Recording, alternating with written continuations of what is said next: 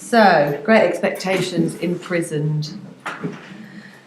Originally serialised weekly from December 1860 to August 1861, the novel Great Expectations by Charles Dickens tells the story of Pip, an orphan blacksmith apprentice. Pip is given a large sum of money by an unknown person with the intention of making him into a gentleman, turning him into a gentleman.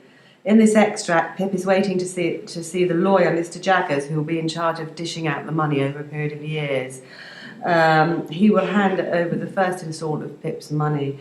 Pip inherits this vast fortune that is given to him over a period of years, and he's originally living in a blacksmith's house and trained to be a blacksmith, and he gets removed from that world. And in actual fact, the money appears, the message of the text seems to be that the money seems to have sent him on a journey, and it hasn't really improved his life, and it's made him, in the end, a much worse person. He actually has to go on a journey to realise that the real gentleman was back in the blacksmith at the forge with Joe. So the idea is that this enormous amount of money is kind of negative, and all the imagery and all the language and the money comes from London. Obviously, even today, London is a place where lots and lots of money is made out of banks and business and all over the world. It's all scooped into London one way and another through fair means or foul crime and trade. So this is a very negative view of London and a very negative view of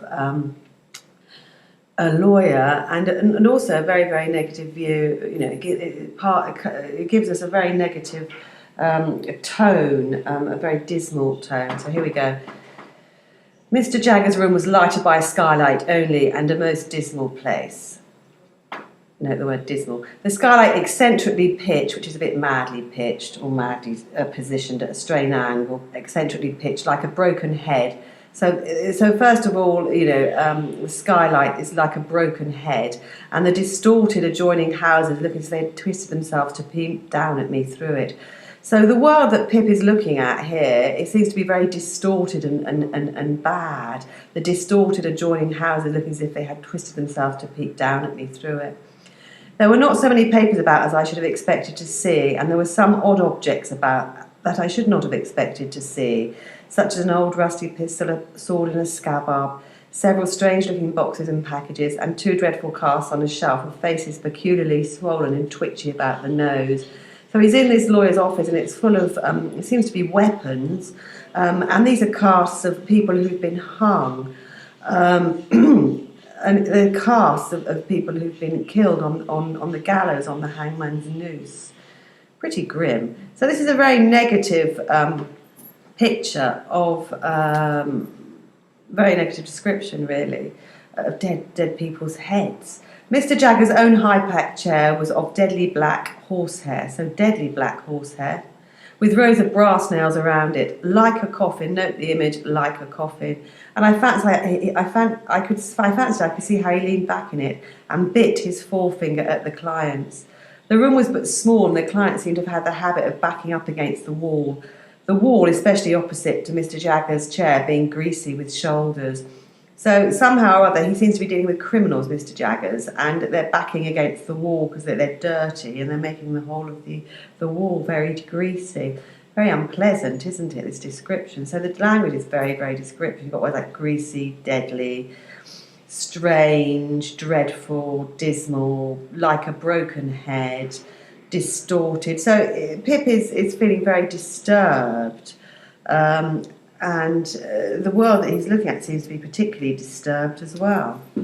Of course, I had no experience of a London summer day, and my spirits may have been oppressed by the hot, exhausted air and by the dust and grit that lay thick on everything. But I sat wondering and waiting in Mr. Jagger's close room until I could really not bear the two casts on the shelf above Mr. Jagger's chair, and got up and went out. So close, the close room means it was small and airless. So you've got close, small and airless, hot, exhausted, dust and grit, oppressed. All that language is very, very negative. When I told the clerk that I would take a turn in the air while I waited, he advised me to go around this corner and I should come into Smithfield. So Smithfield is an abattoir and meat market in London, so that's really horrible, actually, probably, to see all these dead animals. So I came into Smithfield, and the shameful place being all a smear. A smear means smeared with. Filth and fat and blood and foam seemed to stick to me. So the filth and fat and blood and foam, it obviously smells, doesn't it? And if you look at the touch, taste, smell, you've got filth, fat, blood and foam. So that's touch, isn't it? So I rubbed it off with all possible speed by turning into a street where I saw the great black dome of St. Paul's bulging at me from behind a grim stone building, which a bystander said was Newgate prison. So basically here you've got, he sees a prison, he sees his awful abattoir, meat market, and it's filth and fat and blood and hurt foam. The alliteration and the repetition, they're pretty nasty actually, place to be. Ooh. Perhaps he should turn his back and go home and forget about the money. Following the wall of the jail, I found the roadway covered with straw to deaden the noise of passing vehicles, and from this and from the quantity of people standing about smelling strongly of spirits and beer, I inferred that the trials were on.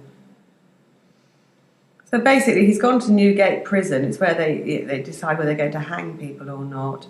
And people are smelling strongly of spirits and beer. Obviously, they're either out there to enjoy the idea of people being hung, or they're drinking lots of spirits and beer because they're disturbed by what's happening. But anyway, it's not very nice. They obviously come to the trials, basically. Maybe it's their relatives who are being tried. Maybe they're just being entertained by the trials. While I looked about me here, an exceedingly dirty and partially drunk Minister of Justice asked me if I would like to step in and hear a trial or so, informing that he could give me a front place for £50, where I could command a full view of the Lord Justice in his wig and robes, mentioning that awful personage like waxwork, and presently offering him at the reduced price of 18 pence. So basically then Pip is being invited in for a cost to go and watch someone being sentenced to death by a partially drunk Minister of Justice, court official. So this is a very, very negative picture of the courts of law in Victorian times, isn't it? I mean, it's very unprofessional to be partially drunk, especially if you're sentencing people to death. So he's charging him to get in, to watch it. As I declined the proposal on the plea of an appointment, he was so good as to take me into a yard and show me where the gallows was kept. A gallows is a structure usually consisting of 2 uprights and a crosspiece, used for the hanging of criminals. And also where people were publicly whipped. And then he showed me the debtor's door out of which culprits came to be hanged, heightening the interest of that dreadful portal by giving me to understand that 4 on them would come out at that door the day after tomorrow at 8 in the morning to be killed in a row. This was horrible and gave me a sickening idea of London. Read that again. This was horrible and gave me a sickening idea of London. This was really horrible and gave me a sickening idea of London. So this is from the point of view of little Pip, being brought up in a blacksmith with lovely Joe, and he comes here, he's going to inherit this money, and he's just absolutely horrified by the whole situation he finds himself in on account of having to collect the money.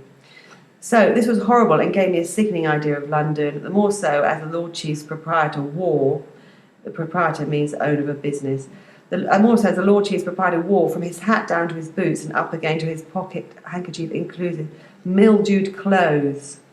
He wears mouldy clothes, which had evidently not belonged to him originally, and which I took into my head he had bought cheap of the executioner.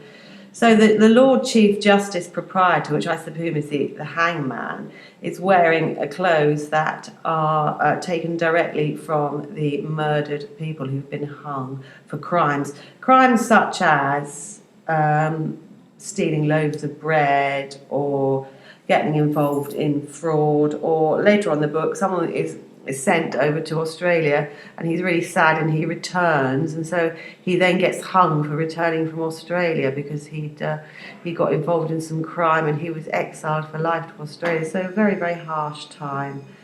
And this, all the language and all the tone, the point of view, the imagery, all give us this whole idea that London is a very, very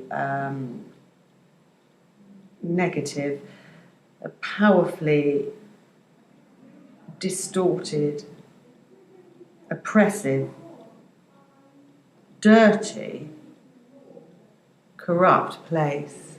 Yeah, because it's, filth and fat and blood and foam, dismal, eccentrically pitched like a broken head. Even the sky light is like a broken head, which I suppose is reporting back to the idea of the hangman. And Jaggers deals with people, tries to get them out of being hung as best he can. So he's a lawyer, and actually his benefactor turns out later on to be very much linked with Jaggers and is one of those criminals, if you ever get to read it. Okay, I hope that outlines it a little bit for you.